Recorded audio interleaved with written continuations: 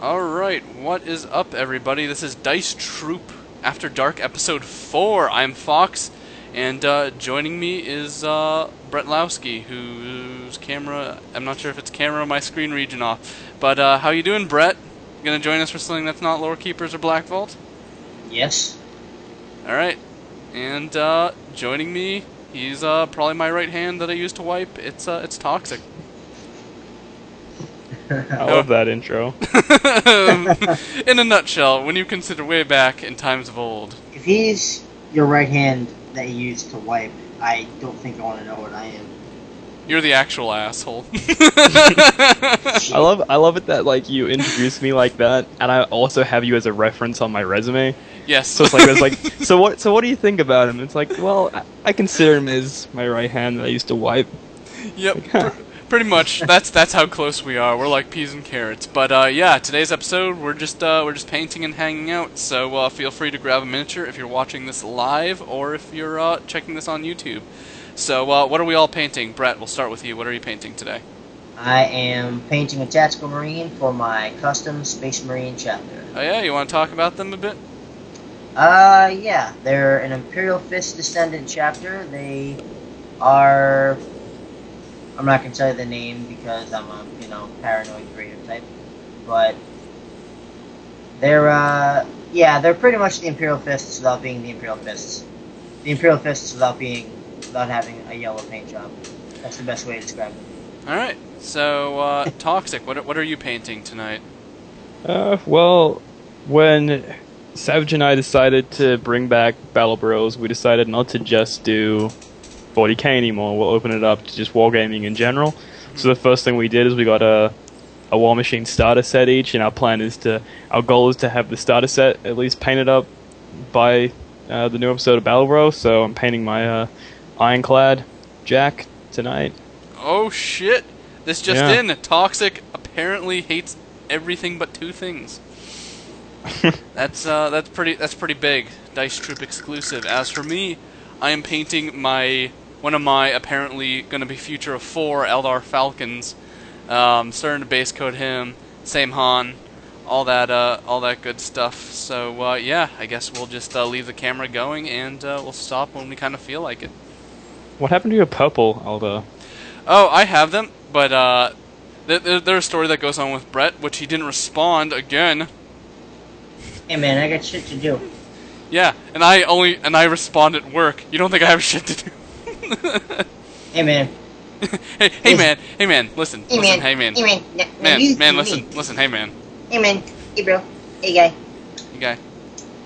I'm confused. So what happened to them? Oh, so originally they're going to be a story that Brett and I are writing. I'm using a custom craft world, and he's doing his custom Space Marine chapter, and how their whole kind of meeting and stuff. I mean, we have the basis down, but we want to write it so no spoilers, Toxic. That's all we're telling you. But basically, in the end, we made an oath that I'm not going to buy any more Eldar for that craft world until he's buying more shit for his Space Marine chapter.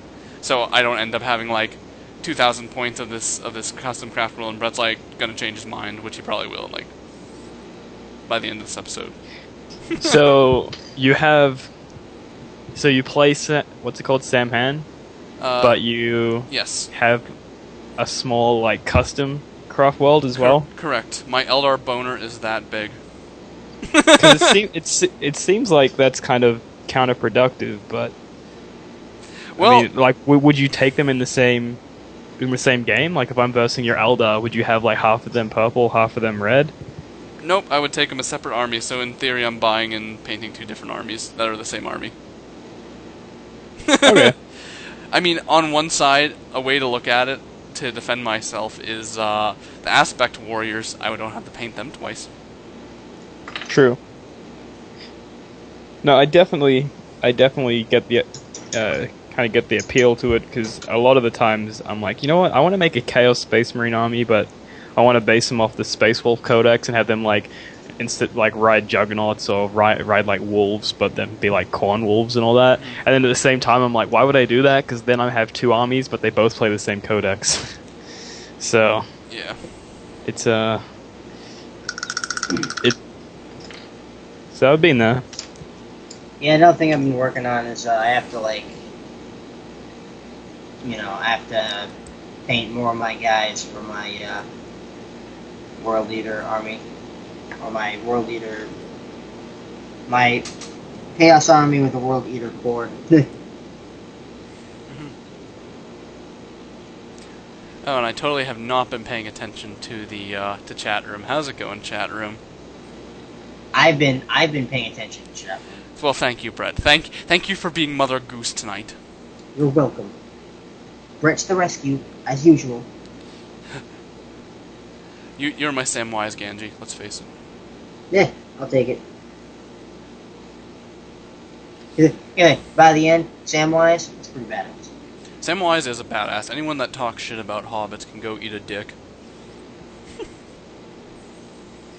Not in a good way, because some people might enjoy that.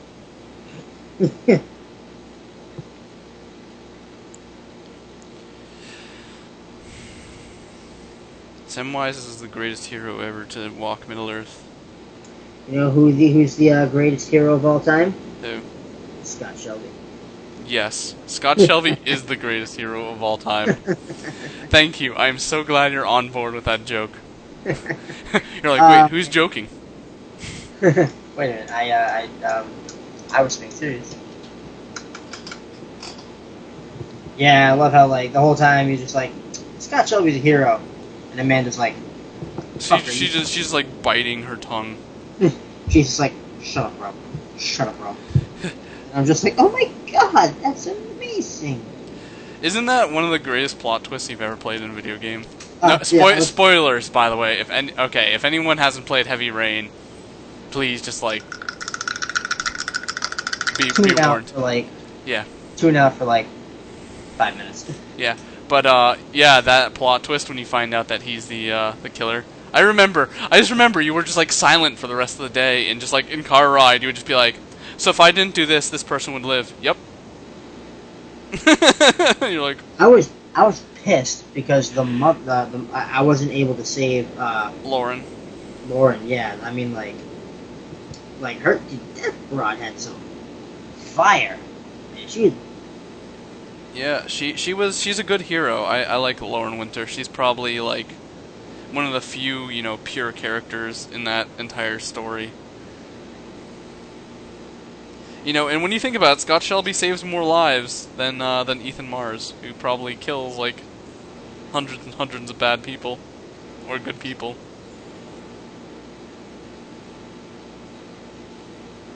Yeah, like in the scene when you're going after the you go like bust up the mansion. Yeah, you love that part, didn't you? That was so good. The guy's like, oh, my heart, my pills are on my desk. And I'm just like, hey, man, I feel like going to McDonald's. Peace. Scott out. Shelby out. Scott Shelby out. Yeah, it's a good game, Toxic, if you ever play it.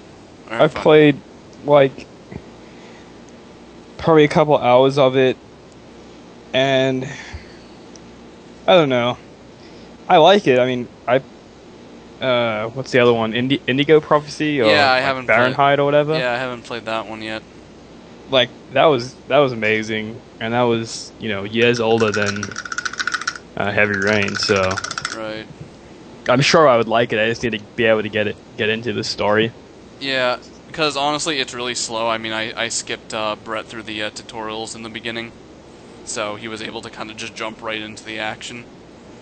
Well, all I remember playing is I was playing as like I don't know, he's like a detective or whatever. Yeah, like the private. Yeah, Scott Shelby.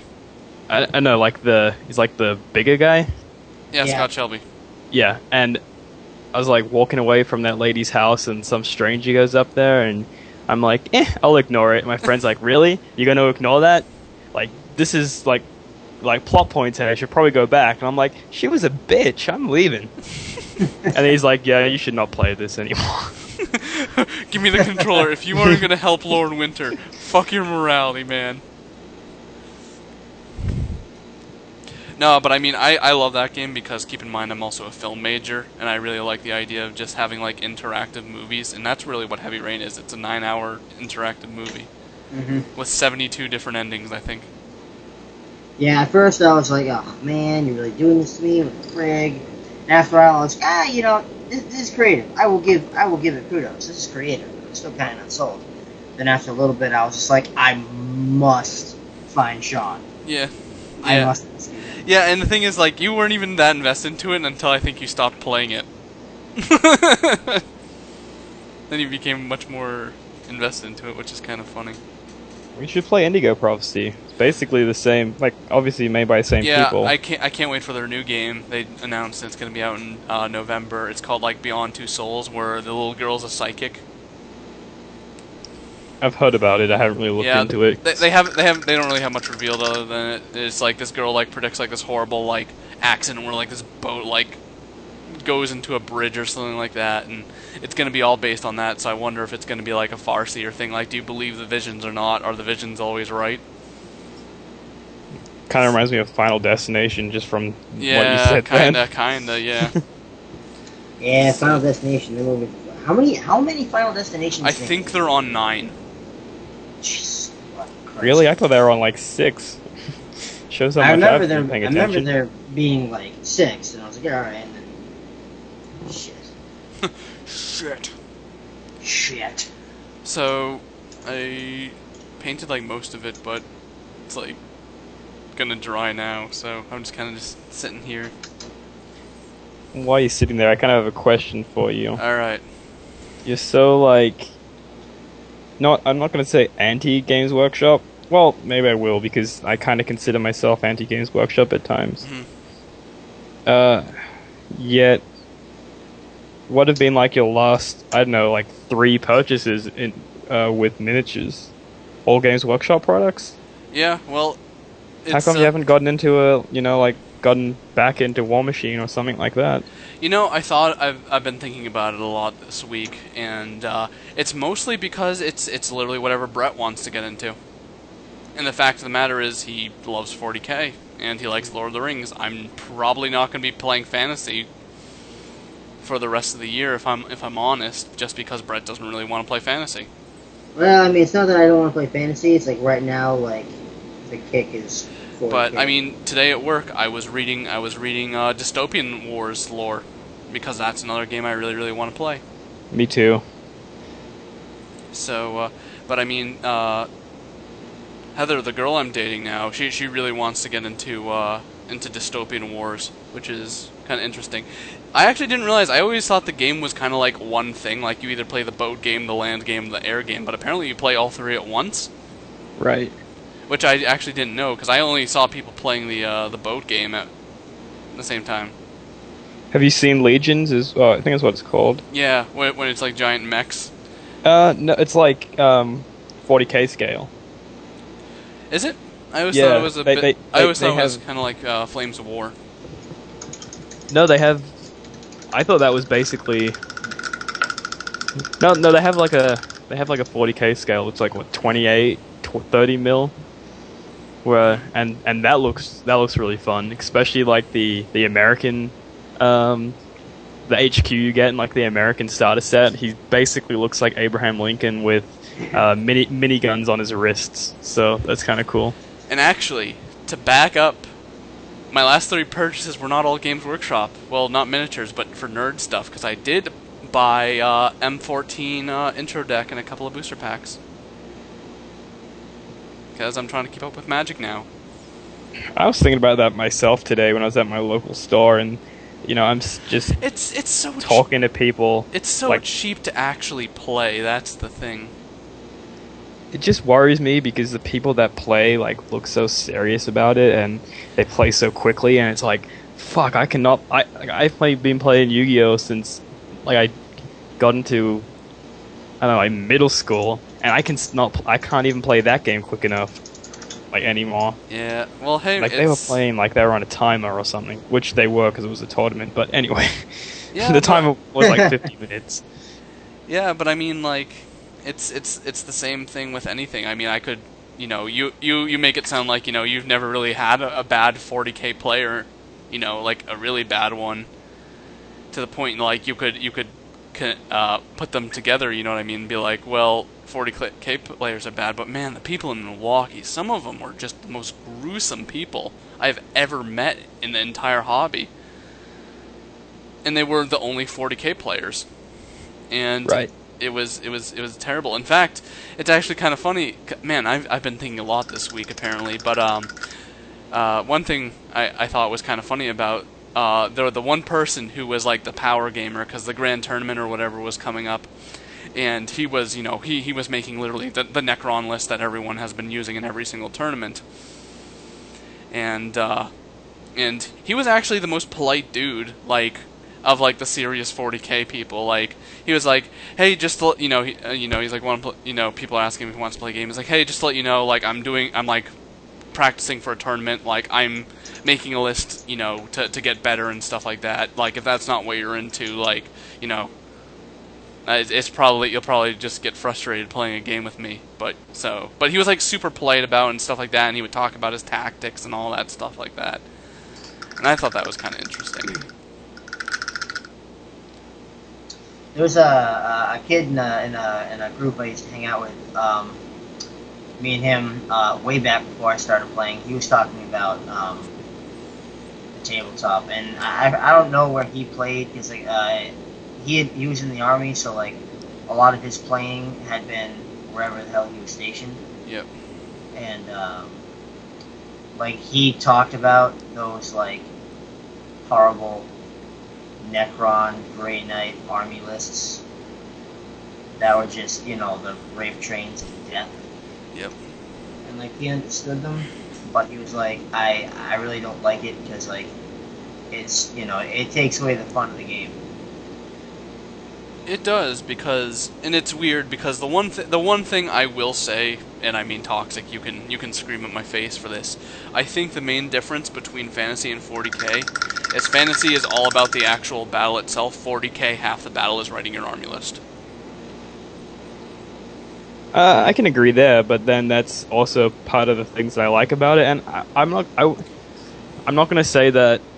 I'm not going to try too hard to defend those like Necron Grey Knight lists, but at the same time, I'm not going to say it takes away the fun of the game. It takes away the fun of the game for me, and like obviously you guys. But for those people, if that's what makes it fun, if that's what they want to put their money into, and if that's the games they want to play, and if the people that they're playing enjoy that kind of list and that atmosphere, then go for it. Just don't verse me with that shit, right? Because I don't like it. But then again, in saying that, a lot of the times I think that when people call cheese on lists is just when they beat you good, and even if it might not be so cheesy. Like, I played the game against Seb today, and I was playing my Space Wolves, and everyone was in drop odds, and the list that Seb was playing beat Savage twice in a row, so it wasn't a bad list.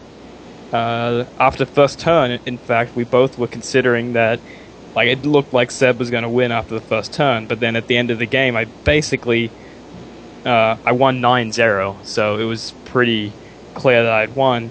And, I mean, he didn't say that my list was cheese, but I know there's people out there that would be like, oh, well, you took only drop pods, so that's pretty cheesy. Like, well, not really, because what about all the downsides to it? It's, Yeah, because if you... High risk, high reward. Pretty much. I mean, I had 2 Dreadnoughts. They came down first turn with Logan and some Terminators. The Dreadnoughts had multi-melters, so the whole idea is that they come down, try and pop some tanks. They came down, first one rolled a 1, missed. The second one rolled a 2, missed. I'm like, damn. That's kind of, like, I'm ruined. But I got lucky because then Seb shot at my Dreadnoughts. He penetrated both of them, but only got weapon destroyed results. So I got kind of lucky.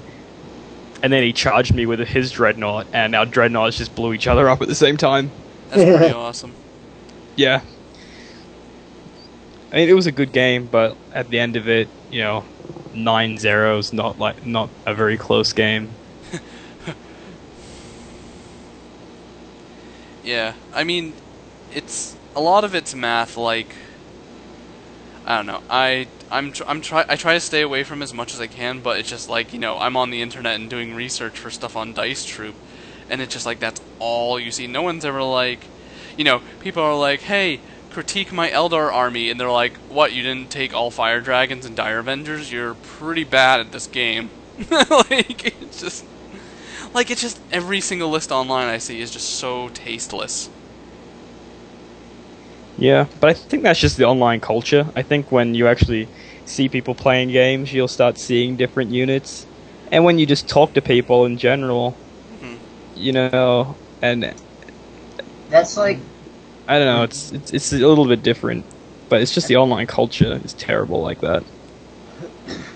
that's like with me, like, when it comes to my army lists, like, I want a functional army that, can take care of business, but, like, I try to play, like, fluffy armies that actually, pertain to, like, like, the way, what's in the army, the way it works, how it runs, actually, Yeah. jives with the, Yeah. yeah, or what the fuck I said. Yeah. Yeah.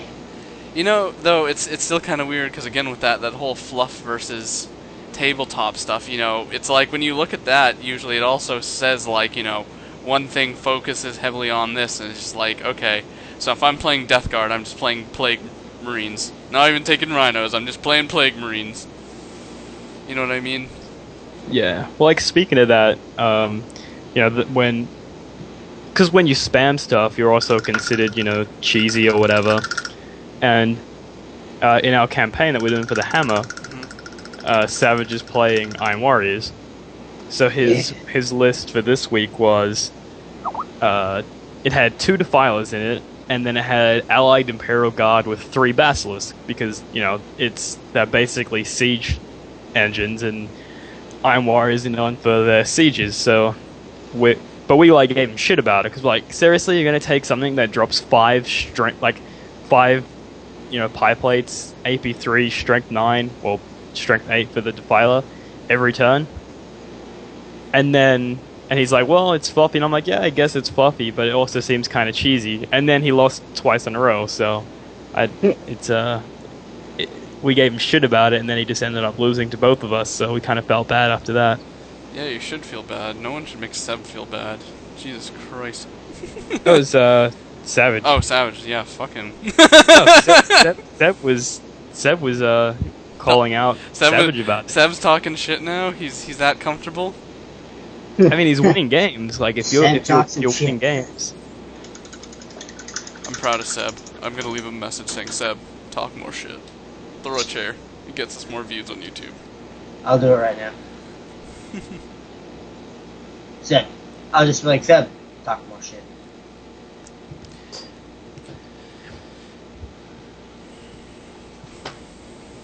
Talk shit, get hit. Curious, since I've only gotten into Vanilla Marines, how does it work if your whole army is in drop pods? Do you really have nothing turn 1? Didn't they? Isn't that a rule you can't do that? You can't. Or is it specifically you can't for do Space it, Marines? You can't do it if you have the option to be on the field, but drop pods don't give you the option of being on the field, so you can do it. Wow. So what happened? Oh, go on. Sorry. No, I was like, so you drop pods are the only exception to you have to have something on the table, a turn 1. As far as I can think about, unless there is other things that I'm guessing, probably Dark Angels, if they all decide to do a Deathwing Assault, I think they could probably do it. But what happened in the game with Seb, because we were playing an objective-based game, we had 1 objective each. So I wanted to go second because I wanted that option I wanted to have last turn to get to that objective. Yeah. So I picked to go second. So he deployed, then I deployed, which was nothing, and then it was his first turn, but I had nothing on the board. So all he could basically do was moving. So he does his movement, and then I drop pod in, and so it kind of shortens the game. But I feel like it's a legitimate tactics with,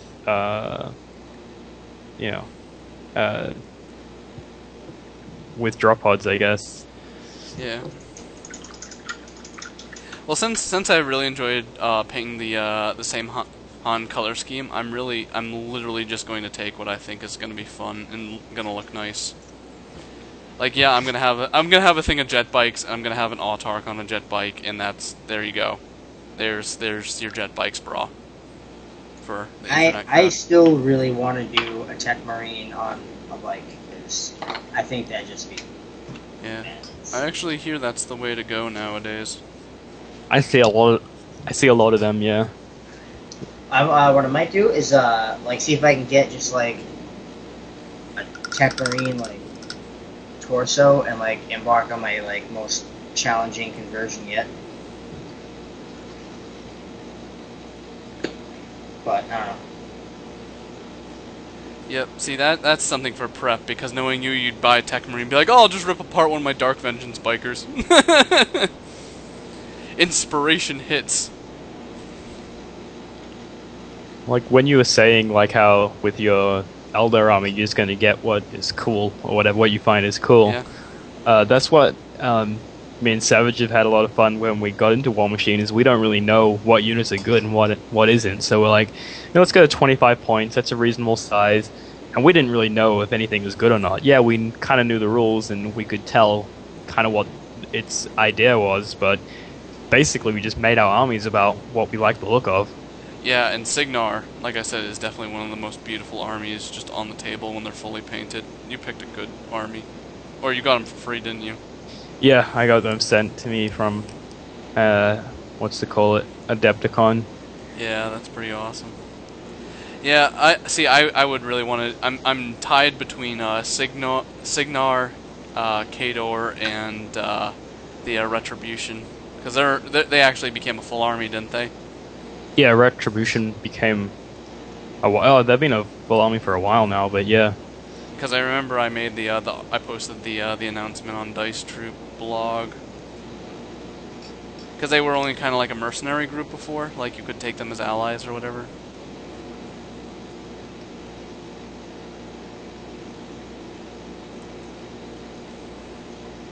But yeah, I would love to play other games, but it's really Brett's the only person I play with right now, so it's whatever he wants to do.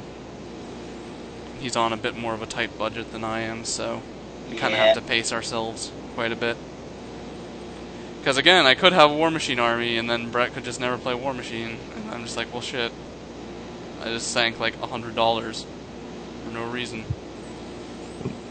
That's what's kind of cool about Savage and I playing War Machine is that we have our models and we're painting up our armies, but the only games we're ever going to be able to play is on Vassal, so technically we didn't have to buy a thing, but it's still, you know. It's still in spirit. You can see your armies.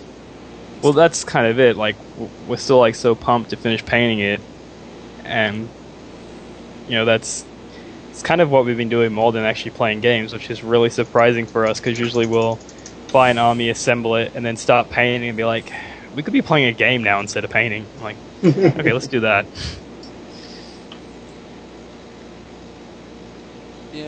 Yeah, it's I know that. I mean, honestly, as much as I love the game, I've missed painting. Not gonna lie, I've missed painting. It just, for some reason, just with all the other stuff going on, it started to become a chore for me. And when it stops becoming fun, it's just like, what's the point?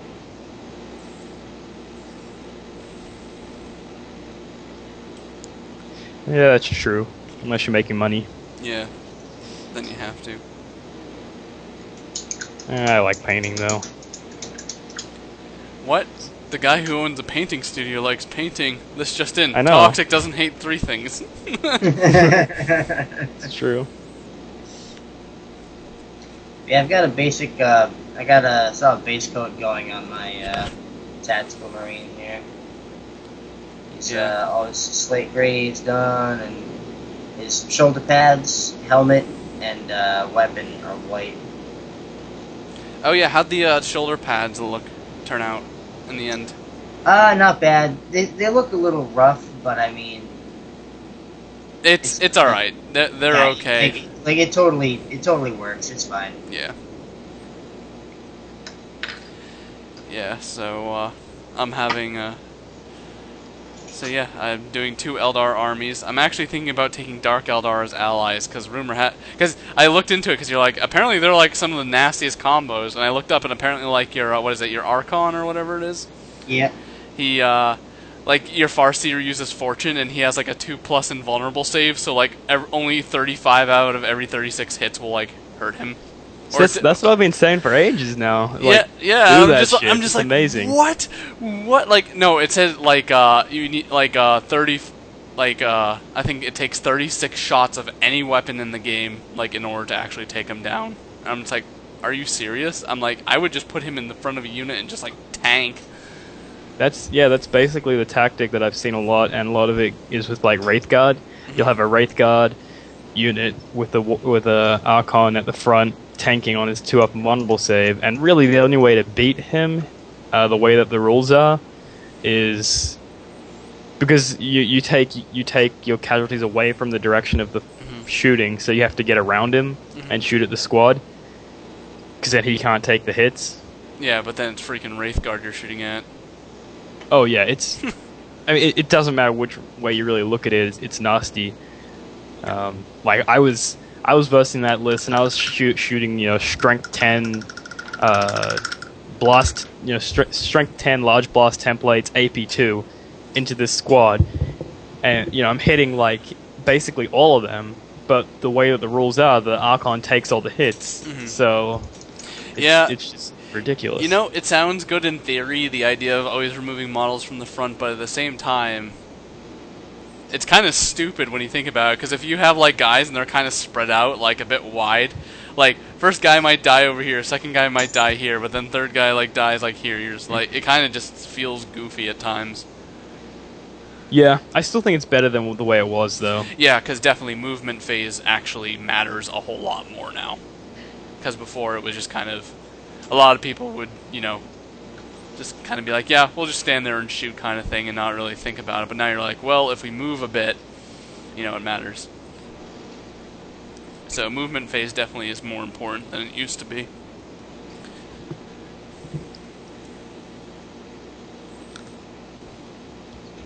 I haven't really tested it out, but I do like the idea of having large squads of Space Wolves getting led by Thunderhammer, Storm Shield, Wolf Guard, just because he can kind of tank at the front. But the problem is he's only got 1 wound, and the first time you fail a 2-up save, he's going to drop.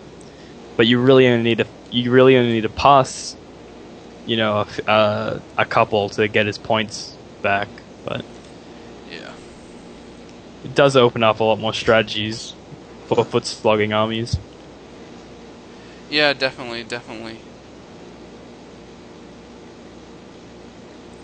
Because transports are in the meta. Transports seem to be a bit more important. I mean, wouldn't you It's agree? funny because when 6th edition first came out, everyone was like, "No, transports, no, we can't do it. That it's going to break way too easy. Tanks, everyone get rid of your tanks. Everyone just get foot slogging infantry." And now everyone's realized, like, wait a second, it's not actually as bad as we thought, the way hull points work. Because everyone just freaked out about hull points. And I'm like, seriously? You're freaking out about hull points? It's weird because vehicles became more weak, but they became stronger at the same time. Bucks, how many games have I, like, won or at least dominated with my Land Raider? I think right now my record against you is 3-2-2. So you would be 2-3-2. Yeah, like. So we're pretty dead even. I have a slight advantage. Like my Land Raider has just like. Yeah, but on one side, cool, you have a Land Raider, but the other side, it's like my list doesn't have anything to kill a Land Raider. My Dark Angels have shit. But wait till I get my Fire Dragons, and then you just cry. Yeah, that actually happened in our campaign because Seb has a Land Raider versus Savage. Savage had his best gun at taking down the Land Raider was Strength 9, which even then, Strength 9 sounds like a lot, but a Land Raider is 14 all around, so you still need 6s to penetrate.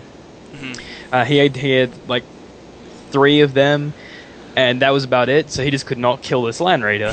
And then Seb brings this Land Raider against me, and I have 2 multi-melters in there. I have a Chain Fist, Logan, Power Fists, and that thing was dead on turn 2. Yeah. And in saying that, I had Terminators, which so far no one's really rocked up with anything that's anti-Terminator.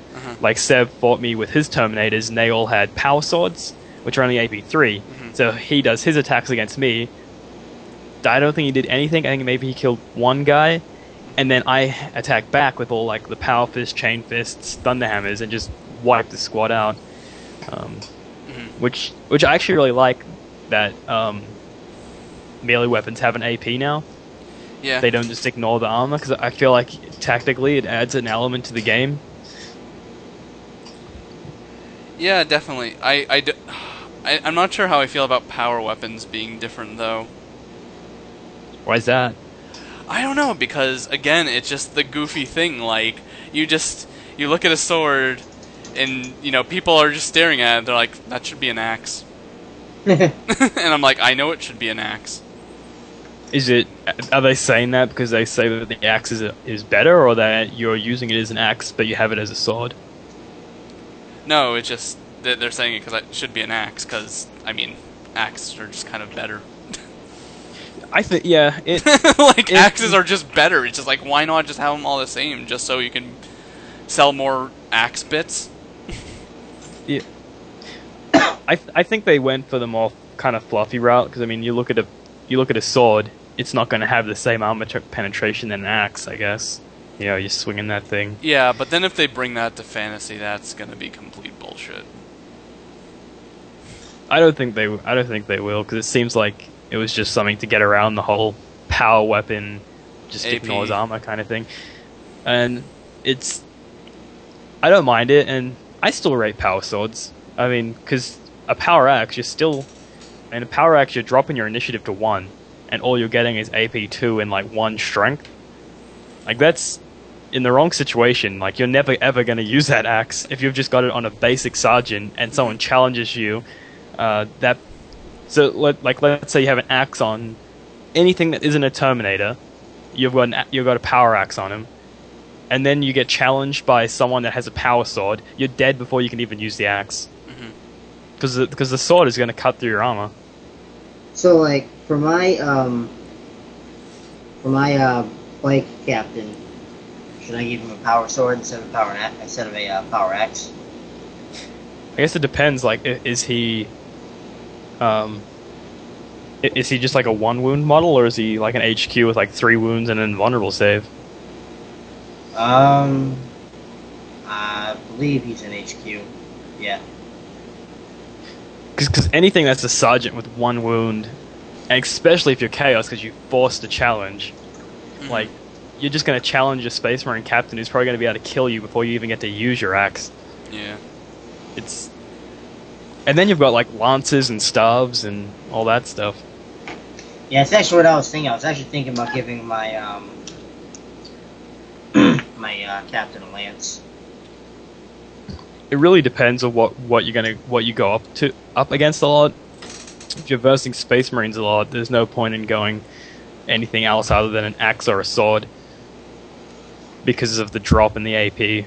But if you're going up against a lot of things that are armor value 4, have a 4-up save, staves and all that are amazing. Because AP 4 doesn't really matter to you. Yeah, I'm actually thinking about one of my next aspects. I actually might just take Banshees just simply because I know Brett's not going to play a not power armor army for a while. But I hear. Oh man, I shouldn't even say that, man. Sometimes I hate myself because I'm like, yeah, but I hear striking scorpions are better because of the drop with the power weapons. Striking scorpions mathematically have a better chance of killing Terminators. I was like, oh damn, I've become them. I've become them. Dice Troop is converting me because I have to read stuff. Damn it. I haven't read, I haven't. I haven't like seriously read like forums in a long time. I just kind of know what's being said. Also, I can read a rule and just know what the internet's going to be saying about it. Like sometimes it's just that obvious. Yeah, but then again, keep in mind, like you're the 40k dude, so Yeah. No, it's the internet's funny sometimes. yeah, because on one side it's great, but the other side there are so many people. Like, man, I can't get over that one dude in Skype Hammer. There's a guy. I'm pretty sure he's not in the room, so I'm gonna talk some smack right now. But there's this guy in Skype Hammer, which it's a group that we all kind of met, but now it's kind of it's its own thing. So there's this one guy in the group, Ultimate Power Gamer. So one person, because one thing we would do is we hang out and paint. We like to, we don't necessarily have a store, or we don't necessarily want to go to a store. We all just kind of hang out online and paint. Yeah. And one person was really excited. He just got a scout squad, and he really wanted to give his sergeant like a power sword. I forget. There was some weird thing. And he's like, I really want to give him, an axe or whatever. And the guy just fucking, like, flips the fuck out. Like, dude, no, give him the axe. Give him the axe. Give him the axe. And just like, but I don't want to. He's like, God, I'm just saying you'll just be 1,000 times better. It's a complete waste if you don't give him the axe. You want to know the worst part about that? Do you know who I'm talking about, though? I do. Yeah. I do. The worst part about that is that about 2 days later, he posts a list that had like 10 veterans, all with 2 power swords each. Now, there's like 2 major flaws. Is that obviously the first one is he's rocking 10 guys with power swords when he just said axes are better. Secondly, if you're that much of a power gamer, you should know that 2 power swords, yeah, you get 1+ attack, but so you're also getting +1 attack from just having a power sword and a pistol. So now you're either dumb and you don't know as much as you think you know, or you're doing it for a fluffy, cool unit that are all dual-wielding swords, which, fair enough, that's kind of awesome. But at the same time, you just ripped someone the other day for doing what they wanted to do based on looks. It's worse. Some people. Some people are neckbeards without an actual neckbeard. Yeah, Rob, you remember when my army was still Corsair, when I had that guy with the power fist and the power sword? Yep. Yeah. Yeah, and I was like, hey, no, because on one side I was like, no, that's actually kind of a cool idea, because on one side he can duel with it, but if he comes across something he knows he might be able to take a blow from, he can use a power fist. But then at the same time, that's so goofy, like, thinking about it. You know what's even more goofy, though? Double power fist? No, the better way to do is go Lightning Claw Power Fist or Lightning Claw Chain Fist. Amazing combo, because the thing when you go with a power sword and a power fist is that the power sword isn't a specialist weapon, so you don't get the +1 attack. But honestly, I don't mind the look. I actually have Terminators that rock power fists and lightning claws, and I don't think it looks too bad myself. But yeah, it's you do get those weird things where it's like it's kind of goofy, but like rules-wise, it's kind of cool. Actually, speaking of Iron Warriors, I remember when I was playing to be Iron Warriors, and I wrote you that list, and I was like, I have no idea what I want to do for my commander, and you said Terminator Lord with 2 power fists with the Mark of Khorne. And I was like, man, he's gonna look like he has sock'em boppers. But it's like, dude, if you were think about it, if you were an Iron Warriors like Lord, and your whole thing was you want to siege people, you want to rip apart walls, like, wouldn't you want to be the dude that runs up to a fucking like Imperial Guard fortress and just start punching the shit out of it until it just comes down? Wouldn't you want to do that? And I'm like, I would. Well, like, because I was like talking to Seb about this today, and again, this is actually an article that I wrote on Dice Troop about like specialty weapons, and like how you were saying before, taking a weapon that doubles your strength but lowers your initiative, and taking a weapon that is still good, not as good, but you stay at initiative 4. I think it's a really good combo because today I versed Seb's Terminators. they had AP3 weapons, so I figured, okay, I can take a hit. So I'll switch to my Power Fists and my Thunder Hammers and my Chain Fists, and take the hit, and then when I get to attack back, I'm going to just wipe that squad out, which I did. Then I came up against his cultists, which were only initiative 3, so I'm like, my Lightning Claws, my Power Swords are going to be just fine against them, so I switched to them. I go off at initiative 4, I kill just as many. Whereas if I just had Power Fists, they would have got to attack me first. Yeah. But see, it's, again, insanely mathy. You're being a power gamer. Yeah, I guess so. When does that line start and stop though? Like, are you legit a power gamer when you just start thinking of math that in depth?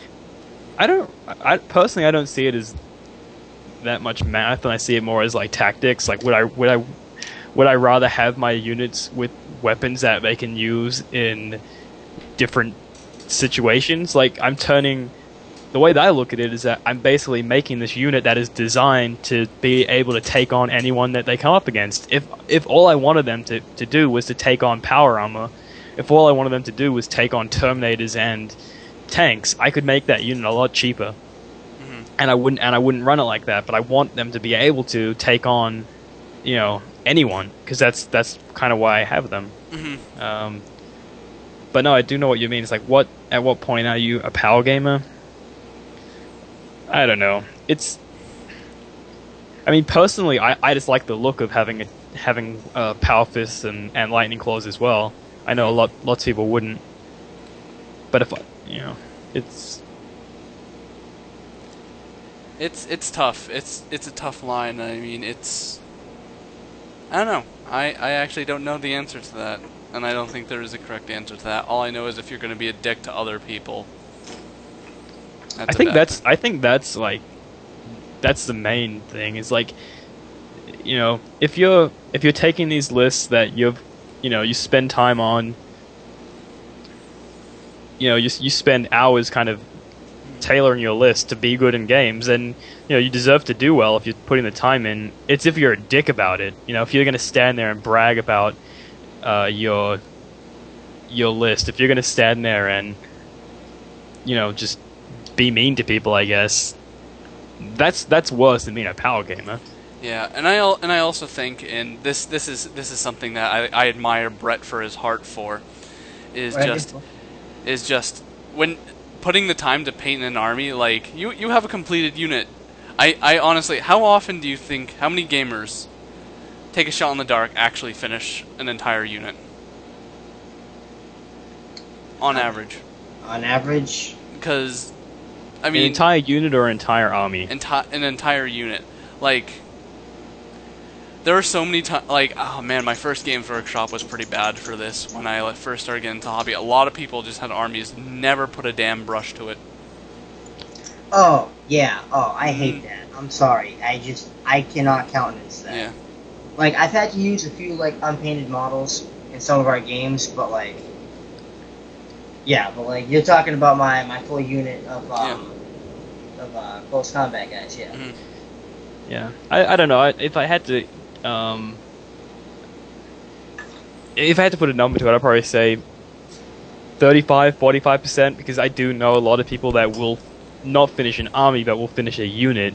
But then in saying that, there's also a lot of people out there that just play with grey armies, and I did that for years. I just played with a grey army. Like, I would paint like a model here and there, and yeah, and the rest of it would just be grey. Yeah, we'll see. Now let me ask you the interesting question, Mr. Painting Studio. Is,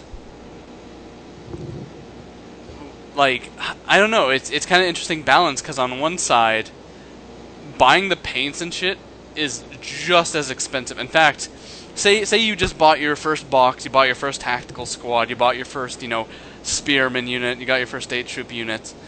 You go to register, you buy it, and you're like, oh, I need paints. You buy the primer. How much is primer nowadays? Like $15? Yeah, about that. So that's the Games Workshop stuff. So then you're buying paints. So to buy a paint, you're spending at least like 5 things on a proper set. So that's what, $3, $6, $9, $12, $15. Like, when you think about it, isn't it just cheaper to have you paint it? when you really think about it. Honestly, when I was living in Australia, and this is when I actually did get a fair bit of stuff commissioned because my skills were not where I wanted them to be. I also just enjoyed getting them commissioned because I liked, watching the people on their YouTube videos, painting my army, and just kind of seeing them like that. Anyway, when I was making Australian dollars and paying American dollars to get my stuff painted, it was really working out that, pretty much cheaper because I was paying the American price for the models, which was cheaper than the Australian price, not to mention at the time the Australian dollar was stronger. And then, so the actual commission itself would almost kind of even itself up in the difference between the model prices. Right.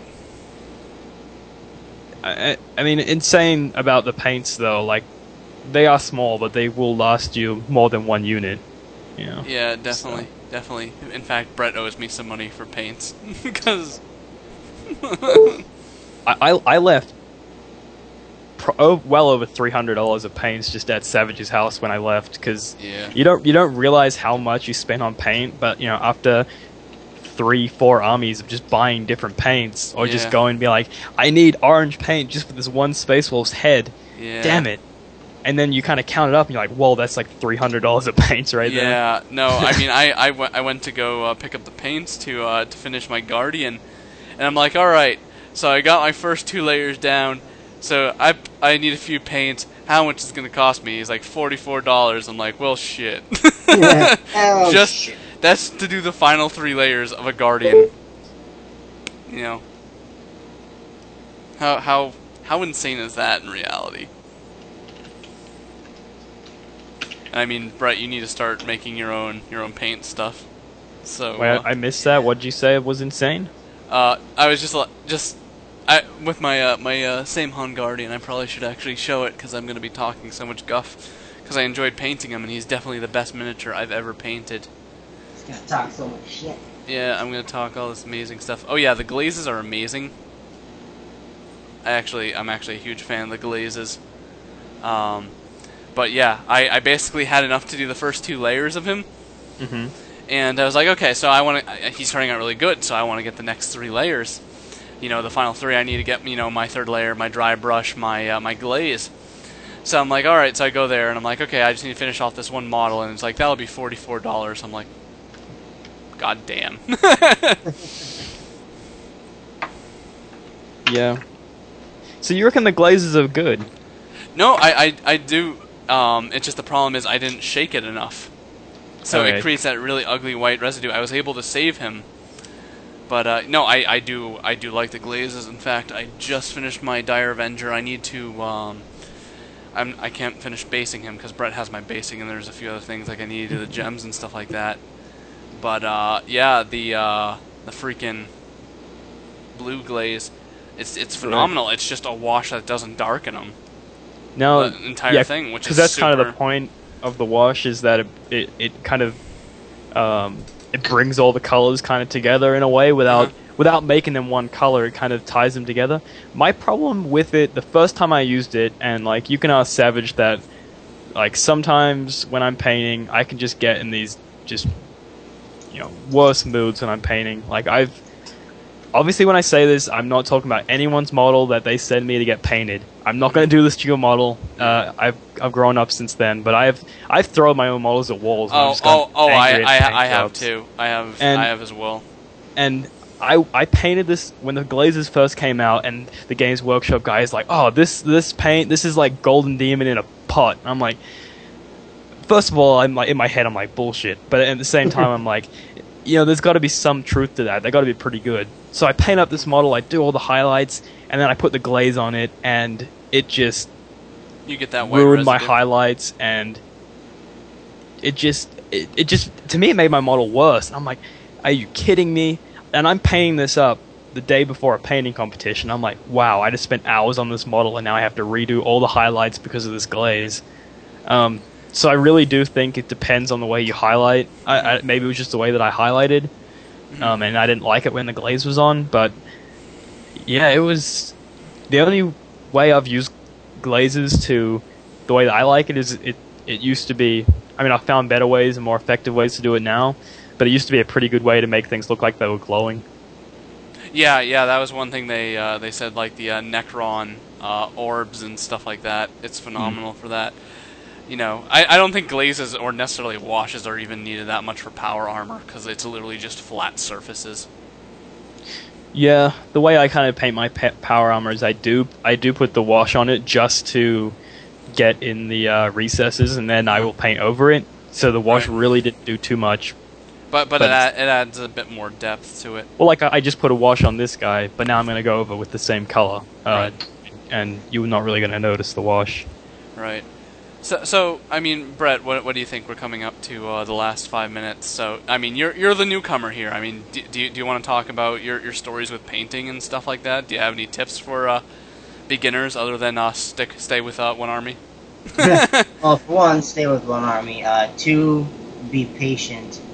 And 3, find an experienced painter and just, ask him for some tips. Everyone has their own painting style. Like, paint the way that you're comfortable with, but do ask for, like, tips. Yep. Because they help you.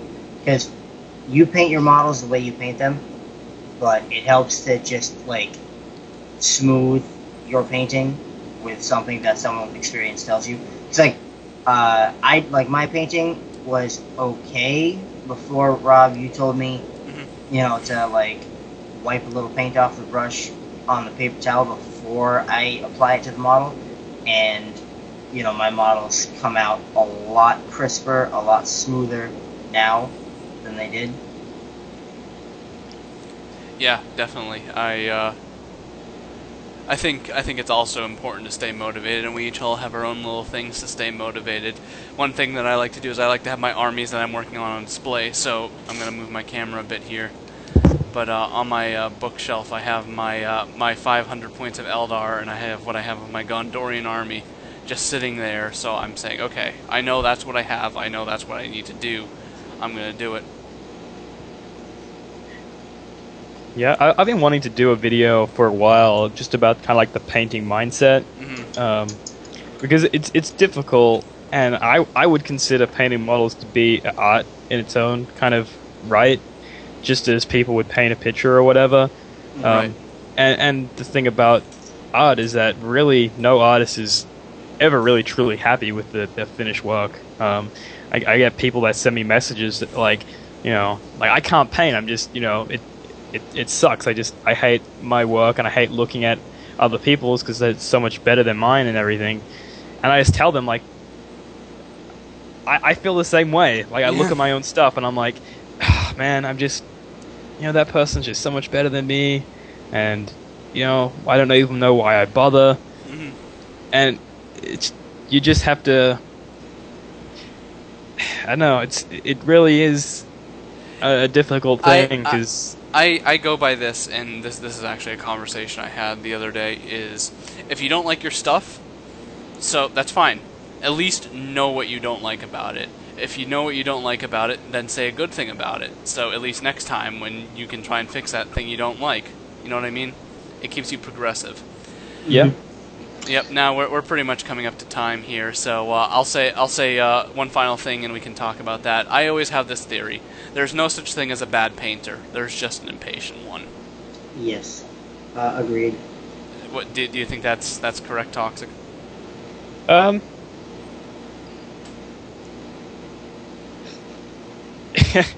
don't know. It's kind of difficult because, like, at the same, I get it. You might paint something, it might not be the best, but you practice and it'll get better. But at the same time, it's like, sometimes there's just bad paint jobs, and sometimes it might not even be the skill. Sometimes all the skills might be there, but it just might be the wrong colors. Just, I don't know. That's a difficult one. I don't think I'm going to be able to answer, because some paint jobs are better than others, and mine's not the best, out there, but so, don't get me wrong, but yeah, I guess I agree with that in the sense that if you are patient and you do just stick with it, you will get better, because it just happens. Right, and also I use that in the philosophy, you know, thin your paints and stuff like that. Like, so many people are like, yeah, let's get a base coat, blah blah blah, and then, you know, it'll look thicker, you know, compared to the person just, you know, thinned their paints, they did multiple coats instead of just trying to get it done in one thing, you know. Who's really better versus who's patient, you know what I mean? Mm-hmm. So yeah, that'll conclude this episode. We're coming up past an hour now. So Toxic, what do you have planned for Dice Troop? What's going on with the Hammer? What's going on with Battle Bros? What's going on with your commissions? So Hammer will be on Saturday like normal. I know one topic so far will be metal models, because I'm ready to rant. And I got metal models. I got my Boromir's metal. I'm excited. It's if you don't like Finecast and you're one of those people that thinks it's the worst thing, then either don't watch the show or watch the show and just expect to get mad at me, because I don't have too much to say about metal models at the moment that is good. So yeah, so the Hammer will be on Saturday. Dice Troop, yeah, we are Dice Troop. Battle Bros will be next Sunday. We're doing Battle Bros, and we'll have our giveaway. So right now, to kind of celebrate the return of Battle Bros, we're doing a giveaway on the Dice Troop blog. I will be reblogging the post again on Sunday to give everyone like a week warning kind of thing. But if you do find it, all you have to do is reblog it and then tell us which army you would like if you won. The prize is either a Fantasy or a 40k HQ and Troop Choice, or a War Machine or Horde starter set. So it'll be purchased by Battle Bros and then painted by Toxic Painting. So that's something cool. And then I try and get articles out onto Dice Troop, but I've been a little bit slow because I've been pretty busy. But you know, still keep checking, I guess. Yeah, look at Toxic, Mr. Busy Man. Yeah. And Brett, what about you? You got Lore Keepers, Black Vault. What do we expect? The next Lore Keepers, we are doing it's the next round of stuff with magic. I don't actually off the top of my head remember what the topic's gonna be. However, the next episode of Black Vault next month will be about the Wordbearer books done by Anthony Reynolds. We just did the Night Lords yesterday. Yeah, yesterday. And originally we were going to do the Sigmar trilogy, but finances and time just weren't going to allow that, so we're going to be doing the Wordbearers. Alright. Which I heavily recommend those books. Yeah, I need to finish watching it. Actually seemed like a good review. So, and then as always, I'm Fox. I'm possibly going to be taking some time off from Dice Troop to do a bit more behind the scenes stuff, because, you know, obviously Toxic, he's the spearhead and he's put a lot of time into it. So it's starting to be my responsibility to make sure that people are watching Toxic and getting a focus on him. So I might be off camera for a little bit. After Dark will probably still be a thing. So don't worry, but as always I'll say it, Dice Troop is a non-profit organization. Everything we do is free. However, if you like our shows and you would like to donate, you can go and click on the button on the Tumblr page. You can donate $1, $5, $10, anything will be greatly appreciated. Thank you to all who have already donated to us. Been a super big help, and you really make us try to bring out the best possible. So if anyone else has anything else to say, say it now. Peace. Yeah, alright, bye.